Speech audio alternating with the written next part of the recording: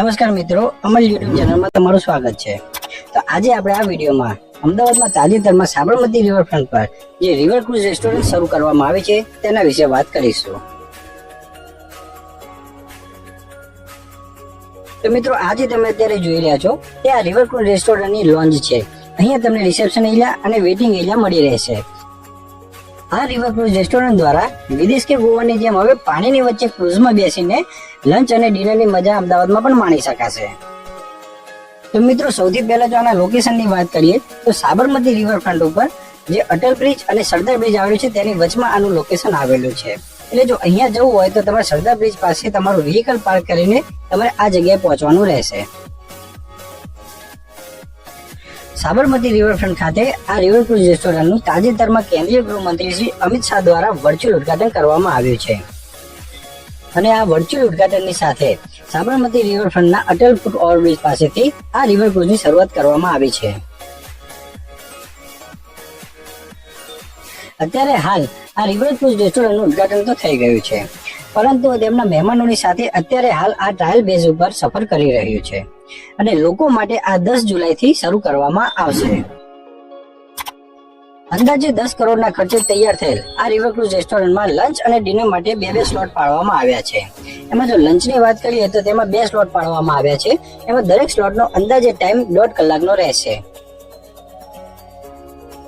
તો લંચના 2 સ્લોટના સમયની વાત કરીએ તો લંચના પહેલા સ્લોટનો સમય રહેશે બપોરના 12 વાગ્યાથી તે 1 વાગ્યાના 20 મિનિટ સુધીનો અને બીજા સ્લોટના સમયની વાત કરીએ તો બપોરના 1:45 થી લઈને 3:15 સુધીના બીજા સ્લોટનો સમય રહેશે। ડિનરના સમયની વાત કરીએ તો ડિનર માટે પણ 2 સ્લોટ પાડવામાં આવ્યા છે। એમાં પહેલા સ્લોટનો ટાઈમ છે સાંજે 7:15 થી 8:30 નો અને બીજા સ્લોટનો ટાઈમ છે રાત્રે 9 થી 10:30 નો।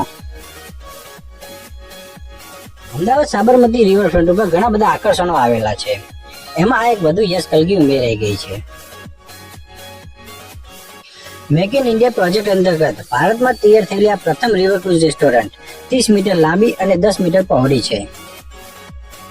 આ રિવર ક્રુઝ રેસ્ટોરન્ટમાં સિટિંગ કેપેસિટીની વાત કરીએ તો એક સાથે 150 લોકો અહીંયા બેસીને જમી શકે છે અને 15 ક્રૂ મેમ્બર માટેની અલગથી જગ્યા રાખવામાં આવેલી છે। આ ફ્લોટિંગ રેસ્ટોરન્ટ ક્રુઝમાં ઉપર અને નીચે એમ 2 જગ્યાએ લોકો બેસીને ફૂડની મજા માણી શકશે।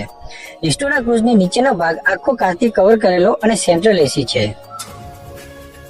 આ રિવર ક્રુઝ રેસ્ટોરન્ટમાં જો જમવાની વાત કરીએ તો જમવાની શરૂઆતમાં સૌ પ્રથમ મોકટેલથી શરૂઆત થશે, એના પછી મેઇન કોર્સ પીરસવામાં આવશે અને અંતમાં વિવિધ પ્રકારના ડેઝર્ટ પીરસાશે।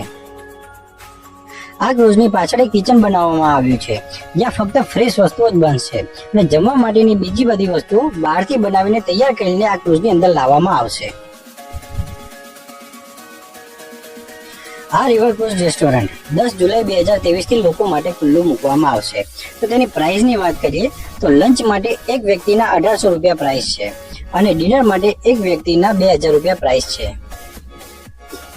આ ક્રુઝમાં જમવા માટે બુકિંગ કરાવવા માટે તમને ઓનલાઈન અને ઓફલાઈન બંને સુવિધા મળી રહેશે।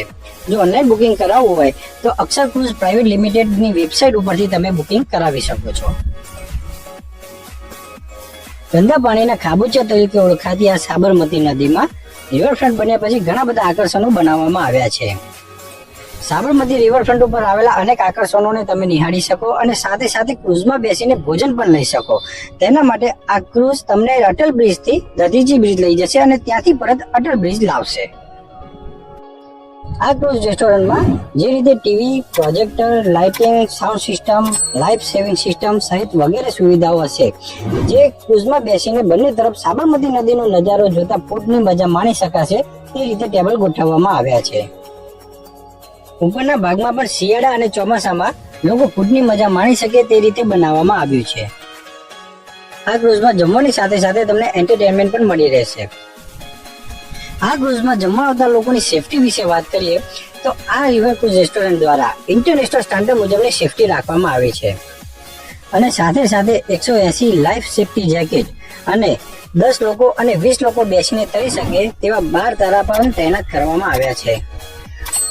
આ ઉપરાંત પણ ઘણા બધા સેફટી ફીચર્સ અહીંયા જમવા આવતા લોકો માટે રાખવામાં આવ્યા છે।